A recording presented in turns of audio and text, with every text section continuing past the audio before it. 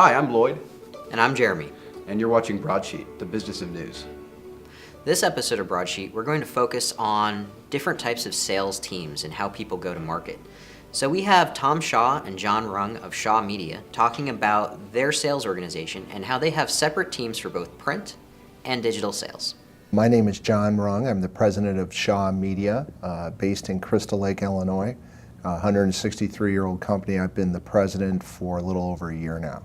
Last year we created a new structure with J. Tom Shaw leading it, and he has a digital staff, and then he also works with the legacy newspaper staffs, and he has strategies for each. It was something that's going to work for a legacy account executive might not work for a digital account executive, and vice versa. And that has been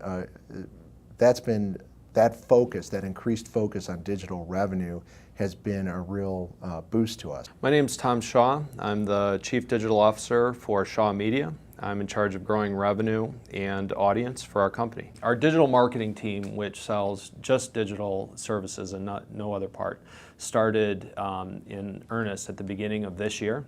We have gone back and forth in years past between should we have digital focus on a separate team or the core staff. We determined towards the later part of last year that the answer is both. Burrell has been talking about that. We've seen other examples out there in the world, and we think you just have to do both. You've got to rely on your existing relationships with the core staff, but there's only so many things that they're able to truly go out and focus on selling, so you also need that separate staff. And the way we look at the business, I thought we'd kind of come up with this genius strategic planning thing, and then about a week after that, I found 2 or 3 other companies pretty much had come out with kind of the same strategy. But we look at it from, call it our 4 corners, and the first corner is to continue to manage the legacy business to get as much audience and revenue as you can. The second corner is digital, to launch new digital initiatives, get more revenue from those things. And then the third is to acquire or to launch new products. And the fourth corner is to make sure our business is structured to support those 3. And so those things are ongoing, and for the foreseeable future, that's going to be our focus.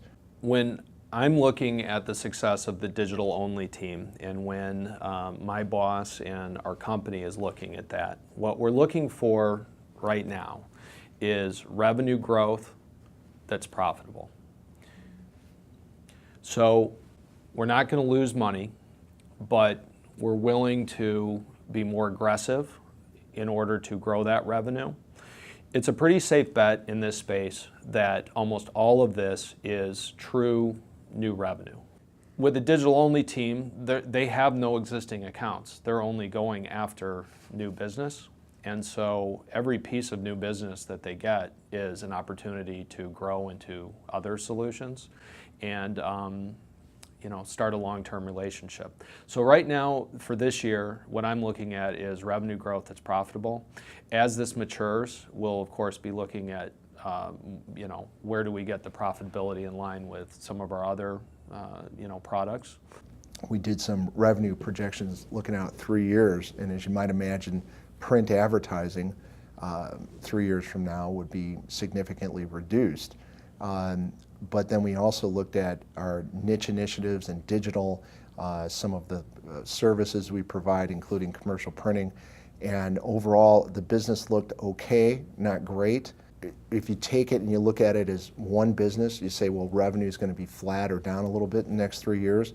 But then if you look at your digital business, your niche business, some of the other services you can provide, and you say, those are growing, and that looks great. So you can't get out of the legacy business.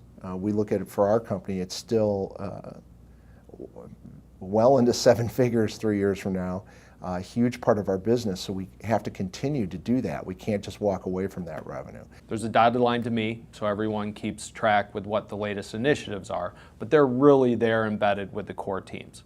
The digital-only team is completely separate from all of that. They're not tied to any one operation, and they only report to me. So there's no one that is balancing a print rep's desires with this new digital rep and having to decide between the two. What we're really trying to figure out now is what's the appropriate interaction between a legacy rep or a core rep who wants to hand something over for the digital team to sell. Whether that is a spiff or some sort of commission or what it is, we're still sorting that out. Right now, all of our reps, everyone in the advertising side of our company is expected to sell digital. So it's kind of hard for someone who's trained and being told you need to sell a website to hand it off to someone else. On the other hand, if you've got 10 deadlines today and the website is just a little bit different of a sale than, say, a print ad schedule, then it makes sense to bring in someone and have them focus on that part of it. So we're navigating through that right now.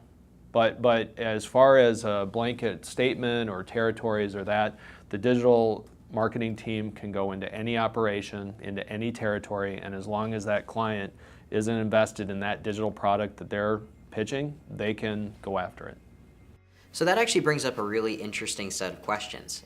Is this the best way to do it? A lot of people have different ideas about how they go to market and how they should set up their sales organizations. We heard about some of the tensions that they had, but there's also a lot of newspapers that are adopting that model. That's true. I mean, it is really interesting, the kind of scenario that they've set up. I kind of like it, honestly, because they're getting the best of both worlds, and they're trying it. They're doing what they should be doing, which is iterating, trying new things. But there are really three ways to do this, right? I mean, there's the way that, the completely separate digital and print teams, right, that, you've seen from Deseret News and those folks really leading that charge. And then you have the folks who have really sort of integrated approach where you have just the traditional guys selling absolutely everything. And that has its problems too. And then you have the guys who are doing the digital champion piece where you have, one really smart person in a market who knows everything about digital, and they'll go in and help the traditional reps sell. Those are actually, we're going to be talking about those next two in the next two episodes of Broadsheet. We'd love for you to check it out. Yep. So thank you so much for watching. Make sure that you're subscribed at broadsheet.org and you'll hear about our next episodes.